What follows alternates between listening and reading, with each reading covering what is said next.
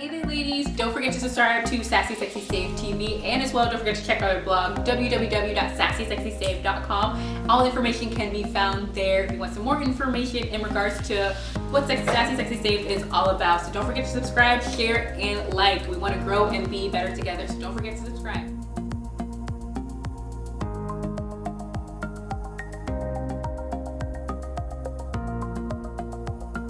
Joining me here for another episode of Around the Couch. I'm so excited to be back with you ladies. As you guys know, for those who are new to our channel, here we want to talk about different types of life experiences and how we can kind of use those life experiences to help us and gain tips to be better, because of course we want to grow and be better together, embracing our womanhood and our salvation. Now today I have with me family member. So I have here with me Betty, who's going to be joining me on our topic for today. And today we're going to be talking about destructive comparisons. And what I mean when I talk about destructive comparisons is I think we all have had that experience, or maybe many experiences, where we're comparing ourselves with other people or other things, what they have or we don't have, all of those things. And we're going to talk a little bit about that today. Now for myself, I think when I started kind of comparing myself with things or people, I think it didn't happen probably till I hit maybe like teen, probably, because then you kind of start really like, wait, someone has something I don't, or they look like this, or they look like that. And after a while, it became a little overwhelming and a little too much. Now, do you think this kind of comparison happens at a young age, or is it one of those things probably happens when you start getting around more people? Or I think it happens at a young age. With my daughters, I noticed growing up in adolescence that they would come to me and they would say things like, you know, so and so have this, I don't have it, or you know. So I think it comes at when you're more in your adolescent age, when you're in your teenage, 13, 14, when you start to recognize and feel, you know, maybe noticing something, right? And then I think that makes you, I think especially probably as kids too, because I mean kids are starting to do that now, but it's for like little stuff like he has this toy, or like, you know, something like that. Correct. So kind of, it's already starting a little bit with my kids now. Exactly. And I think at a younger age, when it's starting out, when they're younger, 9, 10, like, oh, he has this and I don't have that. I think as parents, we need to let our children know that it's okay if so-and-so have this. It's okay, you know, that you don't have to have everything that someone else has. Yeah, that's true. Because I think what happens is we compare, but then it turns into, I must have this, or now there's something wrong with me. Then it becomes, now it's kind of like, okay, now it's starting to be a bit destructive now, because now you can't even function without being like, I don't have this, or they have that, or I don't know. Exactly, and I think it comes when, if you correct it at a young age, when you get older, I think kids tend to be more confident in themselves and okay with not having things, or being a certain way, you know. And I think what parents need to be more involved in that. Yeah, that's true. Because I think sometimes we can be like, oh, you're fine, whatever, and then kind of leave it like that. Especially when you start with black parents, right? Black parents be like, you're fine, go sit down somewhere. But it's okay to be like, okay, what's going on? Like, wait, what's happening? Why do you feel that way? You know, those types of things. I do that a lot with Amy. I'm starting to realize with her, she's a talker. I'm not a talker, surprisingly. I'm not that massive of a talker. Of course, if I say something, I want to be like, okay, I'm gonna say it. It'll be impactful if I need to say something, but I'm not that person. I'm just going to talk just to be talking.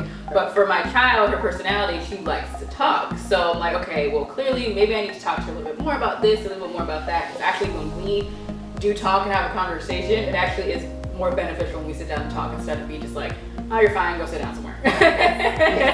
So it's okay. You can talk a little bit, you know, dig a little deeper, see what's going on. Just want to make sure, you know, everyone's okay, you know, and all those things. So when did you think, for you, when you feel like you started kind of comparing or feeling like, maybe I don't have this or don't have that, or maybe you didn't have that? And it was kind I noticed it, but I was one who didn't. I noticed it, other things that people had, but I was one that did not feel like I needed it, or I had to have it, you know. So I was one of those. But my daughters, on the other hand, when they got up in age, they wanted things that their peers had. And I think now it's a little different, because there's like a bunch of technology now and certain trends and, you know, all of those things, which are kind of overwhelming sometimes. Right. So it can feel like, well, they have this. I'm seeing on my phone, you know, everyone has this. So come on, I gotta get this, you know, in order for me to fit in, or whatever it may have or whatever it may be. And one of the things I think that made me want to have this kind of conversation is I've been reading this book. I have an audio book. I was reading this book by Rachel Cruz, which talks about love your life, not theirs. It's a book about having good money habits, but in the beginning of the book, what she was talking about, what she actually started talking about was comparison, and how we compare ourselves to these other people's lives, or what they have or what they don't have, and how it does actually start when we get to around this young age. We're comparing little things, and she gave this one example of what was going on in real life, and she was comparing herself to this woman who was a teacher, and she, you know, had these really expensive pair of leggings, and she was like, oh my gosh, like how could she afford those leggings? And later on found out that this woman was struggling with her money, you know, teacher salary, all those things, her and her husband, and then she kind of started judging without realizing, like, how dare she have these like $100 pair of leggings when she can't even afford blah, blah, blah, blah. Later on found out that this woman, they weren't even her leggings she bought, it was a gift from someone else. So she right away started comparing, Right. not even knowing this woman's full story. And he's like, that wasn't even it. She's like, I felt so bad because I right away was just like, well, that's your fault. You spent all this money on these clothes. She's like, I felt so bad. I started comparing this woman and judging her, and it was a gift. Wow. It was a gift from someone else. So that's the destructive side of it. Like, you don't know someone's whole story and what's going on. Even when we may see a trend or whatever, it's for the moment. Because we have to remember that it's for the moment. And when you see certain things, you're only seeing glimpses or little pieces of people's lives. You don't really know what's going on behind the scenes. Correct. So you have to kind of remember that. Now, when you were I know you said you're not the person where you feel like you need it. What was one of those things that helped you to kind of get past that? Like, I don't really need this. I think it's my personality, and I think we are all raised differently, and it's my personality, because I was always confident and didn't feel like I needed to fit in a certain group or have a certain thing. Exactly. So I didn't feel that way. But I noticed, like I say, my daughters did. They felt they had to have the hair. You know, everyone's doing this, and you know, and I'm like, okay, you know. So how did you help them kind of get through their hump? Well, I had to talk to them. We had conversations about things, and I taught them, or I explained to my daughters that because so and so have certain things, that doesn't mean you have to have it. Things are expensive. I'm a single parent, and I can't afford certain things. So, you know, you're gonna have to deal with what you had. And of course, they were upset about it, but they realized that, you know, you don't have to have everything everyone has, and everyone has a different economical background. So, and as well, we have to realize that a lot of times, especially now, we want that validation through things. Yes. Which can be dangerous as well, because then it's like, well, what happens if you do lose these things? Do you still feel like yourself? You know, can you still go on with life? You know, Exactly. like that. Exactly. So I think it's very important for us to remember, people, things, whatever it is, you shouldn't validate us. It really truly does start with yourself and who you are as a person. Exactly. And I do believe that, and I know lots of people who value themselves and what they have. You know, and I've always said, the things that you have don't make you. You have to realize, because when you lose those things, you're gonna feel less value. You know, you're not gonna feel good. Your self-esteem is gonna go down. You're not gonna feel like you're important. You're not gonna feel like you're not worthy, because you don't have those things. When you have things, don't let things have you. Exactly. Oh, I like that. Yes. All right. So again, it is very important to not seek that validation from others. But one of the things I think that definitely helped me was when I was in college. I think it was my sophomore year actually. Sophomore year in college, and I had to go meet with my professor because like we had our end of the semester, end of the quarter assessment type of thing where you have to show all the work and all of those things. And I came in, and he was like, "Hey, Quiniqua, you know, look at all our work." He's like, "Okay, Quiniqua, well, you're not the most talkative person." And I was like, "Yeah, I know." He's like, "But when you do speak, it is important. It is valid. You're that person that talks when you need to." And I was like, right then, I was like, I don't need anyone ever telling me again I'm quiet. I right away felt so much better. And before then, I felt so anxious and like, oh my gosh, I need to hurry up and say something, or people are going to say something's wrong with me. Like, I literally, not even over exaggerating, probably all of my life in school first grade, second grade, you're just so quiet, you're just so quiet, you're so quiet. And I'm just like, okay. I was kind of okay being quiet. Then I kind of kept being told over and over again. And then I started to feel like, maybe there's something wrong with me. But the second he said that, I was like, I'm good. I don't need anybody to tell me that ever again. I'm totally fine with being myself, my personality, and that's totally fine for me.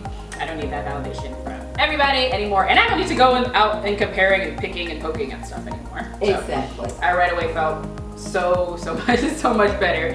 And you gotta remember, we all have different personalities, different things, whether you're talkative or quiet, I don't know, blue hair, black hair, whatever it is, whatever it is. Exactly. We're all different, and God can use all of those things to build up and better his kingdom. I think God did that on purpose too. It's like everyone wants to feel that sense of relatability when they go to church, whether that's with however someone looks, however someone's talking. You could be the reason that someone may be walking into church because like, oh, well, she's just so relatable to me, or her story, or what she did, you know, what she looks like, all of those things to kind of help. So it was like you said, if we're all the same, it'd be like super boring. Exactly, totally agree. But what are some tips you can maybe help when giving someone else who may be dealing with that, like maybe being around the same-minded people, or Right, I totally agree with being around people, your circle, and even expressing yourself. If you feel a certain type of way, don't let it stay inside. Talk to someone about it. Yeah, So absolutely. to me, that's very important. And to believe that it's okay to be different. You know, it's okay, and you don't have to be validated by, like you say, by everyone. Yeah. You're different, you're made different, and it's okay. And you're still evolving. You know, so yeah, not same as it was when I was 17. Exactly. So it all really works out. Like I said, like 3 days ago, I called my sister, was like, girl, we need to talk. So like I said, there's this myth in regards to Christians that I've heard so many times. Oh, you're fine on your own, just pray and you'll be good. Yes, absolutely, you can pray, but get around those people that can help you, whether that's a friend, whether it's your mom, or whoever it is that does help you, because we all need that help every now and then. Right, exactly. We're not all by ourselves, like, I am strong, I will handle this. Yeah. No, you can't. Because at some point you're gonna like literally collapse, and you're not gonna be able to deal with everything. And then it tears down your self-esteem. Yeah, because then you're even constantly going in your mind like, what's wrong with me, what's wrong with me, what's wrong with me, what's wrong with me, why can't I handle this, why can't I handle this? Because even God said you're not supposed to be handling everything by yourself. Certain things, yes, because they're challenge you, build you up, you know, all those things, but you're not supposed to be doing that all the time. Exactly. Not all the time. I agree. Not all the time, y'all. And one more, so again, one of the scriptures that always has stuck with me as well, Song of Solomon 4:7. You are altogether beautiful, my love. There is no flaw in you. So if nothing else, ladies, please take that with you. Read it over and over again. Let that be your words of affirmation every day, whatever you need to get that self-esteem up. It's okay. We all don't have, I have days where I'm like, I look crazy. Why does my husband like me? But I know it's me and my personality and who I am in the Lord that is going to help me and push me forward. So get around with like-minded group of ladies if you need to. Read your Bible, pray. All of those things work together to build you up, and that's what it's all about. If we can't do it by ourselves, it's okay. Stop comparing. And as well, I think when you do that, you don't know what the other person may be going through, and you're nitpicking at them, and you don't know what they could be going through. You don't know what took them to get them to church, or what it took them to get them to their job. You don't know what could be going on. So don't do that. Don't do that. You know what be going on. You got stuff going on too, like we all do. But get around like-minded group of ladies, you guys. Read your Bible, your scripture, all of that to help you become better. That's what it's all about. Want to grow and be better together. But everything, ladies, that we talk about here on the Sassy Sexy Saved TV, our Around the Couch session here, can be found on our blog. All my favorite scriptures are going to be there. And as well, if you want to follow me on Instagram, Sassy Sexy Saved, don't forget to follow me there for more information and more inspiration in regards to what we're doing. Don't forget our blog, www.sassysexysaved.com. There as well, you can find all my favorite scriptures that are there and new posts every week. But thank you, ladies, again for joining me here on Around the Couch. Thank you, Betty, for joining me here. Welcome. I'm so excited. Thank you for having me. But thank you, ladies. Enjoy the rest of your day. Bye.